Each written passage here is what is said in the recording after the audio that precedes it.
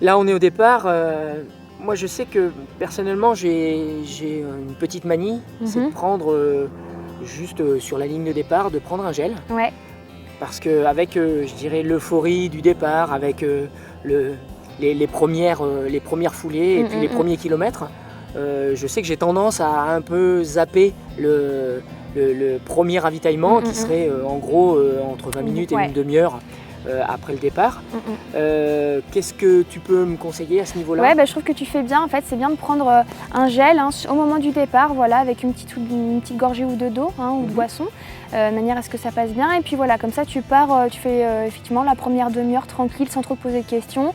Tu profites du départ, tu te mets en condition tranquillement, voilà, on prend son rythme. Et puis après, une fois qu'on a commencé justement à prendre son rythme, on repense à son ravitaillement et là, on se recale. Et effectivement, on commence à gérer davantage sa course.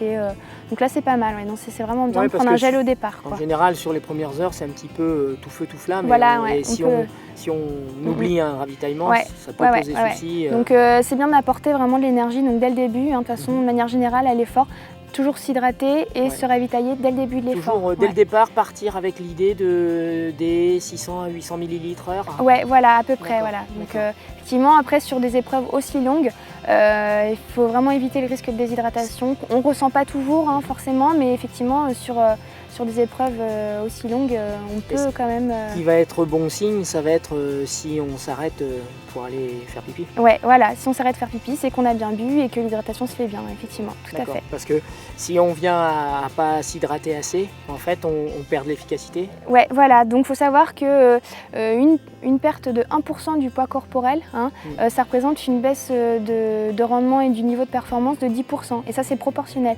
On a vite fait de perdre 2-3 litres, par exemple, en perte hydrique, donc par la sueur, ce qui pourrait représenter une perte de rendement peut-être de l'ordre de 30%. Donc c'est énorme. Ouais, c'est vraiment important de partir avec un capital hydrique. On en a besoin tout le long, 30%. Donc bien être vigilant. Moi j'ai eu la chance donc l'année dernière d'avoir pas trop mal réussi cette course. En prenant un peu du recul, je me suis rendu compte que je m'étais vraiment bien alimenté puisque tout au long de la course, j'ai jamais eu de coup de fatigue à ce niveau-là. Effectivement, ça c'est bien gérer son ravitaillement, c'est un facteur de réussite, ça c'est clair et net. Donc par rapport à la gestion justement du ravitaillement, ça va vraiment se gérer de manière personnelle, dans la mesure où c'est très très important de tester tous les produits énergétiques à l'entraînement. Il faut savoir ce qu'on prend, à quel moment, si on les tolère bien, etc. Selon les dosages, les arômes, les parfums, etc. Donc ça c'est vraiment important de tester ça à l'entraînement, surtout sur des longues distances, des entraînements relativement longs, vraiment être dans le contexte compétition, quoi. Donc si tu as une reco, revoir un petit peu le parcours, c'est pas mal de se remettre en condition, quoi, pour rien laisser au hasard, comme on dit, ça c'est important. Ouais. Et puis après, au niveau de la gestion vraiment réellement sur le terrain le jour J, ce qui est important, c'est vraiment de s'alimenter de manière régulière, comme l'hydratation, du fait que effectivement, faut pas qu'on attende le coup de bambou, le coup de moins bien pour commencer à s'alimenter. Là, on a tout faux. C'est trop tard. L'alimentation du sportif, c'est vraiment une alimentation préventive, c'est-à-dire qu'on anticipe toujours petit à petit, on apporte des quantités régulières de sucre, de glucides, etc. Ouais, c'est pas très utile d'arriver au ravitaillement, de repartir et de se goinfrer. Voilà. Non, là on aurait tout faux parce que au niveau digestif, ça devient vraiment compliqué et le risque c'est que le coureur se sente vraiment mal, lourd et qu'il ait des problèmes digestifs. Donc là, c'est contre-performance assurée. Et puis effectivement, après, ce qu'on trouve sur les ravitaux n'est pas forcément adapté au mieux par rapport aux besoins du coureur à pied pendant l'effort. Donc ce qui est bien, c'est d'alterner produits énergétiques et puis selon l'envie du coureur, selon les besoins, parce qu'il y a une notion de plaisir aussi qui est importante sur du longue distance comme du trail aussi, l'UTMB, ça va être de prendre éventuellement des petites soupes, des petites choses légères qui passent bien. Importer éventuellement un peu de salé, sucré, salé, ça c'est important parce que le salé effectivement permet de tenir l'eau. Exactement, et sans non plus compenser les pertes sudorales parce qu'on perd beaucoup de sel à l'effort, effectivement. Ça va être intéressant. Au ravitaillement, donc moi j'utilise, je sais que j'aime bien l'apport de salé, de manière à, je dirais, casser un peu le goût du sucré. Je consomme des soupes sur la course là, à chaque gros ravitaillement il y a des soupes. Moi, ce que je conseille en général, c'est de prendre que la moitié d'un bol avec des vermicelles et puis de compléter un peu avec de l'eau froide parce qu'en général, elle est relativement chaude. Faire attention aux températures, voilà. Effectivement. Et puis ensuite, entre les gros ravitaillements, je consomme des gels, barres et gels, de manière régulière, assez régulièrement. J'essaye d'avoir un apport relativement constant. À ce niveau-là, qu'est-ce que toi tu peux conseiller? Alors ce qui va être intéressant, c'est faire la part des choses entre les gels énergétiques, qui vont avoir un effet plutôt rapide, donc qui vont contenir des sucres d'assimilation rapide, et ceux qui vont avoir plutôt une assimilation lente. Donc ceux qui ont une assimilation lente comme l'énergique, ça va plutôt être celui qu'on va prendre au long cours, tranquillement, de manière régulière. Et quand on arrive dans des passages difficiles ou avant une partie, une ascension un peu plus dure, etc. Voilà. Là plutôt privilégier coup de fouet et red tonic. Là-dessus on est bien par rapport à... Donc finalement sur le long terme on conseille l'énergix et puis ponctuellement viennent se greffer red tonic ou coup de fouet. Voilà. Moi j'utilise aussi un peu des gels antioxydants. Ouais.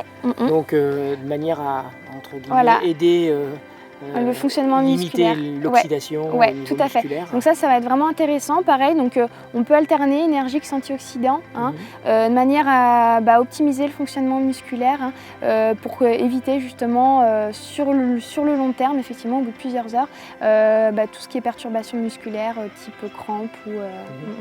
Émilie, la particularité de l'UTMB, c'est quand même une course qui se déroule sur 2 jours, sur 46 heures au maximum. La majorité des gens vont passer 2 nuits dehors. Ouais.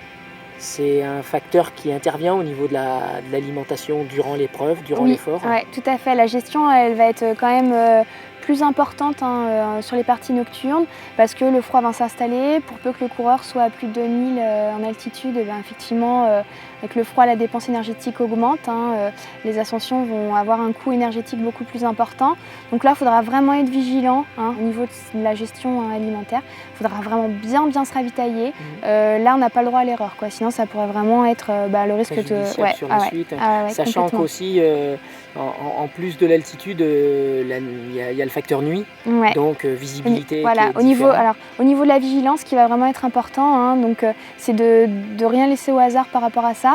Et donc ce qui peut être intéressant, c'est de se ravitailler sous forme de gel. Je pense notamment au Red Tonic Sprinter, qui contient de la caféine, donc il va avoir quand même un effet sur l'éveil, un petit effet notoire et booster. Ça va être intéressant sur les parties nocturnes pour la vigilance. Ça va être intéressant. D'accord.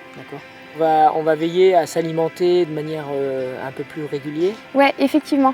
Donc pour justement la gestion là, en partie nocturne, ce qui va être intéressant, c'est toujours de fractionner l'alimentation. Mais entre chaque ravitaillement, la durée va être plus courte. C'est-à-dire qu'on va laisser s'écouler moins de temps entre chaque prise alimentaire. D'accord. Et toi justement Seb, par rapport à ton expérience et ton vécu en tant que coureur, est-ce que tu as des petites astuces intéressantes et croustillantes pour ceux qui nous regardent? J'ai quelques petites choses que je fais, je dirais machinalement maintenant. Entre autres, quand je prépare mon gâteau sport, je le prépare dans un moule à petits gâteaux, en fait, de manière à pouvoir le fractionner assez facilement. Ça me permet d'avoir des petits cakes. Ça fait des petites doses unitaires. Voilà, des petites doses unitaires. J'arrive à en faire 6 avec un gâteau sport et ça me permet de les gérer par 2. Donc le jour de l'épreuve, 1h30 avant, en gros, je vais consommer deux de ces cakes. Et puis après, mon autre petite astuce, ça va être lors de la course. En fait, en préparation déjà, je consomme des BCAA, des acides aminés, de manière à complémenter mon alimentation. Et puis lors de la course, en fait, je vais continuer à en consommer. Alors, faut pas trop en consommer, faut que ça reste relativement digeste et que ça se passe bien. Moi, j'en consomme à peu près 2 comprimés toutes les 4 heures. Et le dernier moment où je vais en consommer, c'est dans en gros 20 à 40 minutes qui suivent l'épreuve.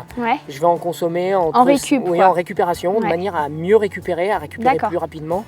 Et pourquoi dans les 20 à 40 minutes Parce qu'il y a une fenêtre qui est ouverte à ce moment-là. Et cette fenêtre de récupération, faut vraiment l'exploiter au maximum. Si on peut optimiser en consommant, moi je consomme entre 5 et 7 comprimés après la ligne d'arrivée, de manière à mieux récupérer le lendemain. Ouais, ça va vraiment un effet positif sur la musculature et sur la récupération. C'est vraiment très intéressant. Ok, voilà. Super. Et ces petites portions de gâteau sport, est-ce que tu les emportes avec toi pendant l'épreuve pour les consommer? Alors en fait, ça me permet, ça permet vraiment de bien fractionner et d'en emporter avec soi pour en manger régulièrement. Ça change le fait de mastiquer, le fait de les textures le goût, changent. les textures. Et c'est vrai qu'en mangeant des petits morceaux régulièrement, il y a un apport énergétique qui est complémentaire avec tout ce qui est barre et gel. Et moi je sais que j'apprécie tout particulièrement la barre bio.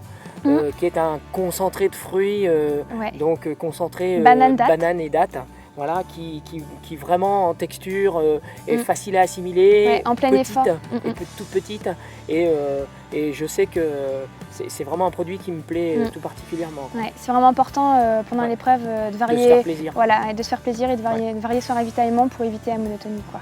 Exactement.